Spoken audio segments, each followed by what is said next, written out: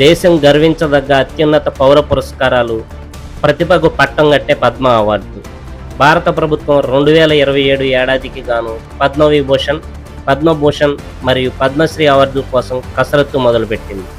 నిస్వార్థంగా సమాజానికి సేవ చేసే వ్యక్తులను గుర్తించేందుకు కేంద్రం నోటిఫికేషన్ విడుదల చేసింది. అయితే ఈసారి అప్లై చేసుకోవడానికి గడువు ఎప్పటి వరకు ఉంది, ఎవరైనా నామినేట్ చేయవచ్చు, పూర్తి వివరాలు ఇప్పుడు చూద్దాం. కళలు, సాహిత్యం, విద్య, క్రీడలు, వైద్యం, సామాజిక సేవ, సైన్స్ అండ్ ఇంజనీరింగ్ ఇలా ఏ రంగంలోనైనా అసాధారణ ప్రతిభ కనపరిచిన వారిని గౌరవించుకోవడం మన ఆనవాయితీ. పీపుల్స్ పద్మ పేరుతో కేంద్ర ప్రభుత్వం ఈ ప్రక్రియను సామాన్యులకు మరింత చేరువ చేసింది. అంటే కేవలం ప్రముఖులే కాదు, మారుమూల ప్రాంతాల్లో ఉంటూ సమాజం కోసం శ్రమిస్తున్న అన్సంగ్ హీరోస్ గుర్తింపుకు నోచుకొని వీరులను గుర్తించడమే ఈ అవార్డుల ప్రధాన ఉద్దేశం.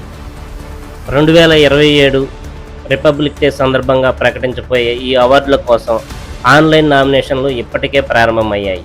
చివరి తేదీ జూలై 31, 2026.